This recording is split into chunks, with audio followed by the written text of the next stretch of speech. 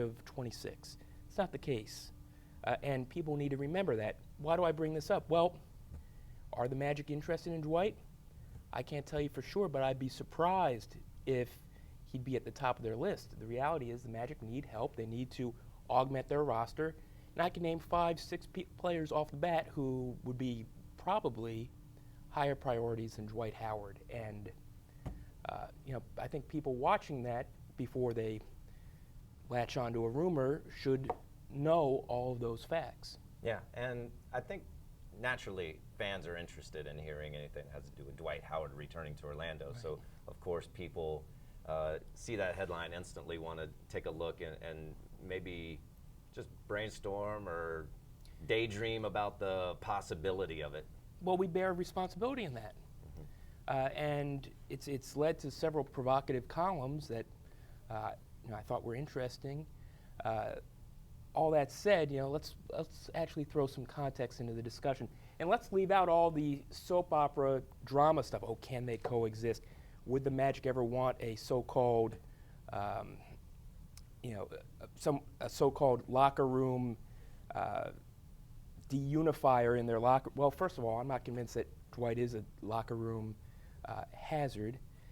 Let's just talk about the facts, what he brings to the court, and what type of player he probably will be when he's 33 years old. Would the Magic ever want to give him something close to a max? I'm not sure any team in the league would at this stage. When you have to think that that's what Dwight's anticipating getting in the offseason. I don't know what he's anticipating, but if he and his agent are smart, and I'm sure they are, they're going to seek that. This is a free market. You ought to go try and earn the best salary you can. That's what he should be doing. Now, as I said, I would suspect that the Magic have priorities in free agency.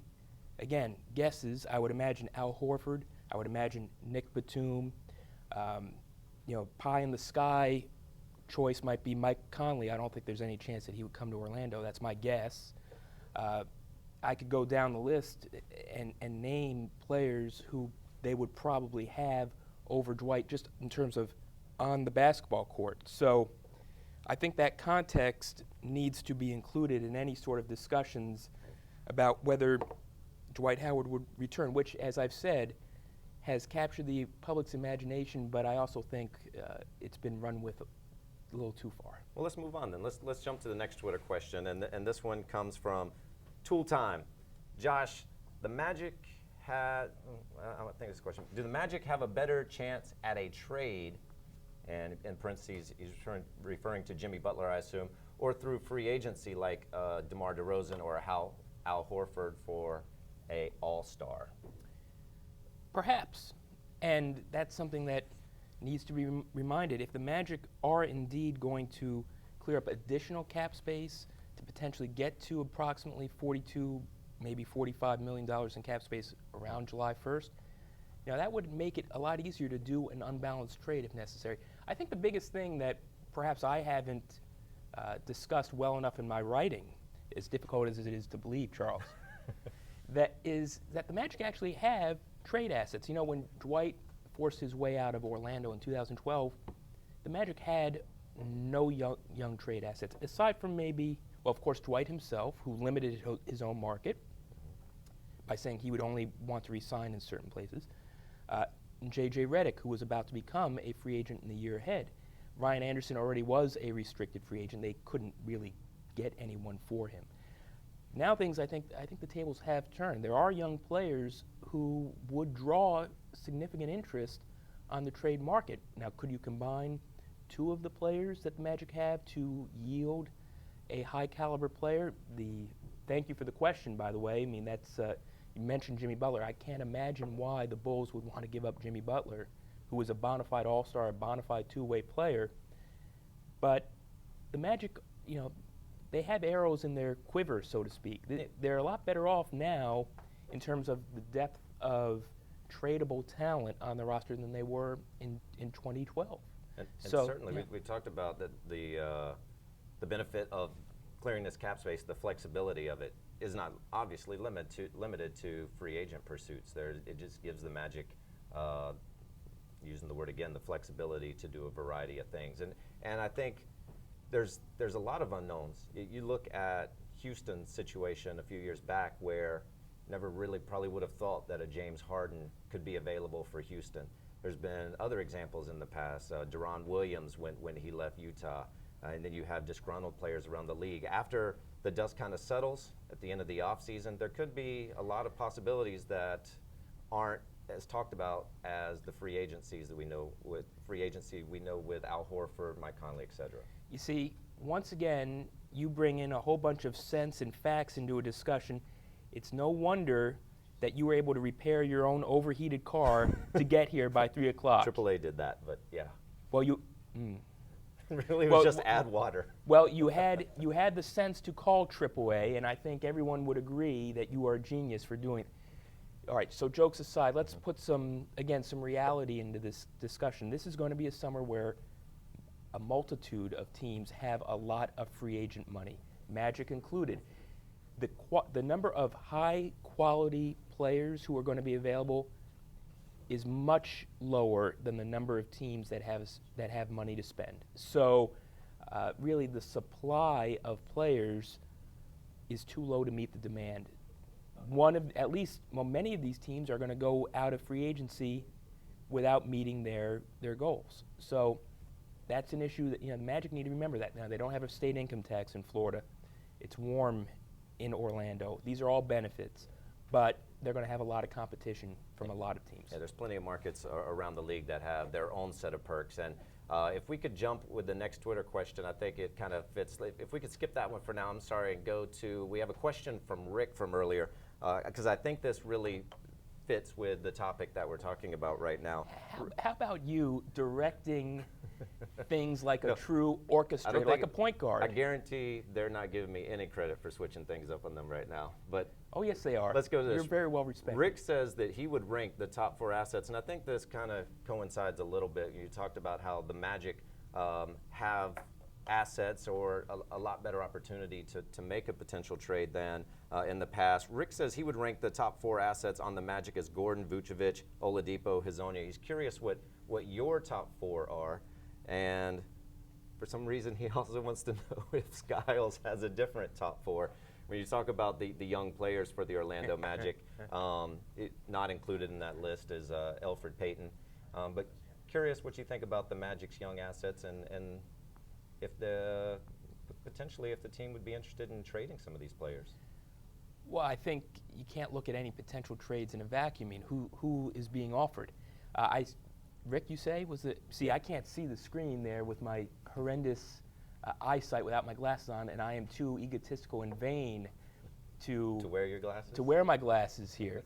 At any rate, I agree with Rick's, the 4 players Rick mentioned, although Elfrid Payton is seen as a potential defensive stopper around the league. That's true. There's always room for debate, but when I speak to people around the league with my vast network of sources, one of the things that always comes up is just how talented a scorer Vucevic is, how good a passer he is at his position. I would have to say that Vucevic is probably the best asset. Has a good contract? He doesn't just have a good he has a great contract from a team's perspective. Mm-hmm. He's got 3 more seasons after this one at an approximate average of approximately $12 million a year, which is going to be thought of as one of the biggest steals in the league. So is he a great defender? No, but at his position, he is a super talented offensive player. I suspect that he probably has the most trade value. He plays a position of a real lack of talent. That's my guess. We're going to cruise through a couple more Twitter questions, and if you're watching us on Facebook, definitely feel free to send us some questions there, and we'll get to those as well. And now I'll let the guys go back to the order we originally had for these. Okay, so from @OMRU32, we, assuming he's talking about the Magic, have played very well when a core starter is coming off the bench. Does this mean we need a bench upgrade or more balance? I don't know if that's what that means, but I think the bench needs to improve. I think they need more balance. I think this is similar to a question we also have on Facebook, so I'll go ahead and throw this out to you too, from Mitchell Yes. Smith. To what extent do you think we should keep the core intact, and do you think it's time to capitalize younger talent for more proven players? I think the Magic need to upgrade their roster. There was a coach who came into Orlando who was not talking about the Magic, was not discussing the Magic at all. He was just talking in generalities, and was saying, when you have the very best player on the floor at a particular time, particularly in crunch time, that team has a major advantage. He's right. The Magic right now don't have a star player. They don't have someone they could throw the ball to and just create a basket. They do need to get not a star for star's sake, but they need to have an all-star caliber player to help them win these close games. That's a factor in their struggles in close games this year. There's no question about that. Again, you can't look at this in a vacuum, as you say. I mean, it's fun to play fantasy basketball, I assume. I've had, fantasy football. I no longer enjoy that. Don't do that. Stay away from that. But I see the reason why people are interested in potential moves that can be made. Especially at a point in the season where the Magic are out of contention. It's a huge summer for them. The fun thing to think about for fans are the what-ifs at this point. Well, it's a necessary issue. The team needs to upgrade. There's no question about that. And but you can't look at it in a vacuum.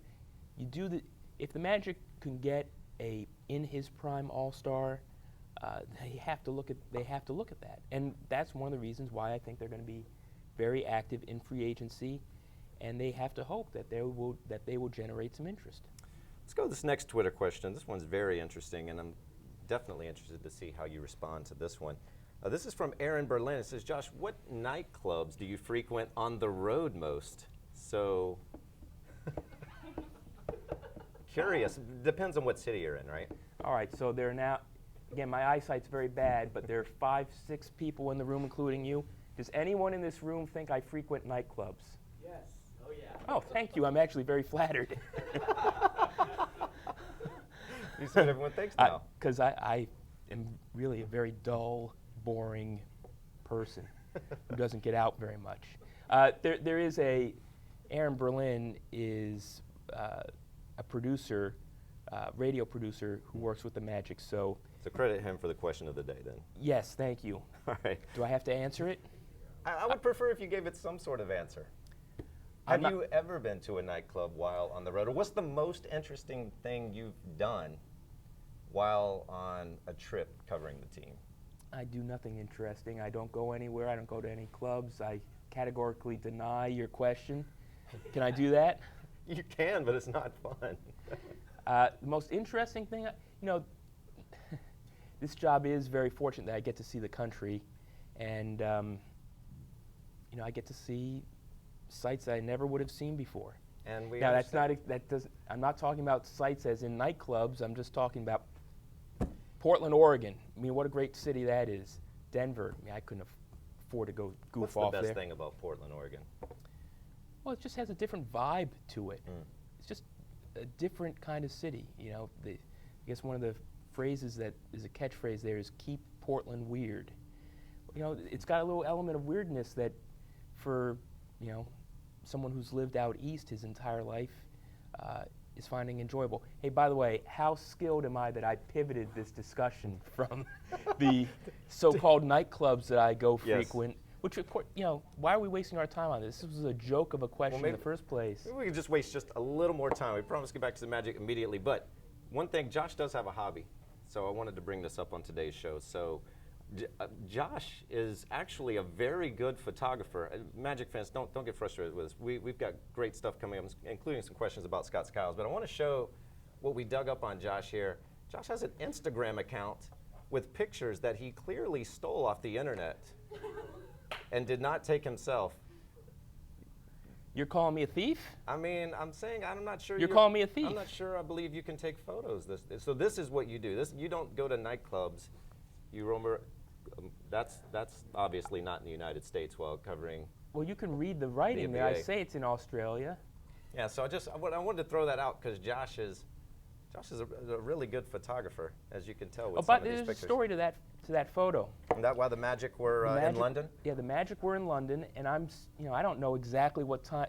I'm standing there waiting for the team to arrive to take their official NBA team photo in front of Tower Bridge, right? Mm-hmm. I'm sitting there, I'm bundled up looking like a total idiot. Anyone in that Magic traveling party will attest to how stupid I looked. I had a blue jacket on. I'm not going to name names, but one of the Magic traveling party people, individuals, said, "Josh, what are you going to do? Go on some sort of boat out in the middle of the Atlantic Ocean?" So I was sitting there waiting for these guys to arrive. I was waiting for these guys to arrive. I'm wearing gloves, wearing a scarf, wearing windbreaker pants, sitting out there for an hour waiting for the team to arrive, and had some time to take your own photos. And I'm freezing there. And then when I get my camera out, I realize I hadn't charged one of my cameras. So you weren't able to get the picture of the team? No, I got a picture, but it wasn't as good as I hoped it would be. All right, well, let's move on. Let's get back to the Magic discussion. Yeah. And how many viewers have we lost while we most, talk about? Most is probably the answer. All right, let's talk about Scott Skiles. I think a lot of fans are interested in that. We have some questions both on Twitter and on Facebook. We'll start with this one here on Twitter. Josh, how would you grade Skiles' coaching in his first season? And one that is Mitchell Davis on Facebook says, will the Magic be going for Jay Wright as a coach? So I guess fans are wondering, is Skiles' job safe? Not to make light of that or joke about it, but after 1 year, things haven't gone as good as I think a lot of people had hoped. Your opinion on Skiles' performance as a coach and how the Magic are thinking about him moving forward? Well, the Magic aren't going to be firing Scott Skiles. They're just not. No. The Magic have had an awful 2016 calendar year. I'm putting on my glasses here, which is a great sacrifice, considering my ego. In December, there was a discussion that Skiles could be in the running for Coach of the Year. That's right. And at that time, I think it would. I mean, who would have ever voted against, for example, Terry Stott? I mean, well, actually, the Blazers caught fire after. Later. Yeah. Anyway, so I ran some numbers. That's why I have my glasses on, so I can actually read the paper in front of me. They were 19-13 since. They've been 14-32. Now, the Magic have a lot of issues, I think. They don't get to the foul line enough. They don't shoot the three often enough or well enough. They don't have enough depth. They don't have enough veterans. They don't have enough leadership in the locker room. All these things are issues. No question about it. I think the last several years, all those losses have weighed on the players and have created difficulties. I think when things go wrong, they really start to go wrong. Yeah. That said, Scott Skiles is the coach, and if he was going to get credit for beginning the year 19-13 and revamping the defense, credit that he deserved. You have to acknowledge that when you go, again, 14-32 since January 1st, injuries or not, you bear a lot of the responsibility, and I think he would acknowledge that. So has it been a mixed bag? Yes, it's been a mixed bag. I think they've improved a little bit on offense. They certainly have improved on defense, but nothing is consistent. And part of the role of a coach and a staff is to foster that consistency. So I think these are all issues. I think the issues with the Magic can be spread across the organization. I don't think anything is free from criticism. I think there are a lot of issues with the team right now, no question about it. I think fans have become frustrated. I think for the most part, I think the fans have been somewhat patient through the rebuild process over the last 3 years. Do you feel like there is the ultimate cutoff point with these fans? Is it an inability to secure top-notch players in free agency in the summer, not giving hope for the next year? Do you feel like in order for fans to still stay engaged and be on board with this rebuild, that the Magic really have to accomplish something significant this summer? You know, it's interesting. There are a lot of layers to your question, like Shrek's onion. There are a lot of layers to it. I don't know really what the majority. I think there's a huge segment of fans who have been beaten down by the last 4 seasons. They haven't had much to cheer for. This last 2.5 months has now sort of diminished the excitement that had started to build gradually in November and December. at what point do the fans? I don't think the fans will ever go away. But let's not call this Philadelphia or New York or Oakland or even Portland or Oklahoma. The fans in Orlando, and a lot of people are going to hate me for saying this, they're a very apathetic group when it comes to the Magic, I think. Now, in the old place, in the old building, that place got loud. In the new building, where making money is the primary goal and having a whole bunch of amenities, it's never been loud in there. Even when the Magic were a bona fide playoff team with Dwight in their one season. Very difficult to really characterize where the Magic's fan base is, except for disappointed. Yeah. Well, Magic have just a handful of games left. Your thoughts on the team as we wrap up here, entering the final couple of weeks of the season? We're almost done? I think we've gone long enough. We talked about what you do on the road. We've talked about your Instagram account. I think we filled enough time. But that's true. Curious what your impressions are of the state of the team, maybe mentally, out of the playoff race, kind of grinding through the last couple of games, and what your expectations are for how the team will finish the year. Well, I think the 4 wins in 5 games prior to this, 4 wins in the last 6 games, I think that's good, but I think fans need to have some context here. They were playing several teams that were, in the case of the Bulls, were totally out of sync. Memphis Grizzlies ravaged by injuries. Brooklyn Nets just flat out awful. The win over Indiana was a true quality win. The Magic aren't without hope, but they have some very significant deficiencies that they need. This is a critical offseason for them. They need to upgrade their roster. They need to try to bring in some veteran leadership. So it's a big summer for them, and it's one that I think will be a fascinating one to look at. Now, one other thing, there are a lot of distractions in the TV business. I see a lot of people working on a lot of things in the background. I see you, I assume that's a Facebook question that you're looking at. I'm having problem. Uh-oh, what's this going to be? This is from John Cutter, also known to people outside this building as our boss. It says, please see me after the Magic Live show. We need to talk about some potential destinations for men's clubs on your road trips. I added that part. Yeah. See, I don't have my glasses on. Well, it's been nice knowing you. I've enjoyed working at the Orlando Sentinel for over a decade. It's been fun. Sorry if we didn't get to all of these Facebook questions. I was scrolling through. I'd say 60% of them are jokes about the Magic's roster. I didn't want to go into too many of those, but thanks so much for the ones that were submitted. If nothing else, they gave me a laugh off camera. And there's 4 Magic games remaining. The Magic play at home against the Miami Heat on Friday, at the Heat on Sunday. Last home game is on Monday against the Milwaukee Bucks, and the Magic finished the season on the road against the Charlotte Hornets, who have been playing well. So, Josh, correct. Thanks so much for doing this. We appreciate it. We've done this show periodically throughout the year, and we'll be back one more time to do a wrap-up on the season in the next week or 2. Well, you may be back. I may not be.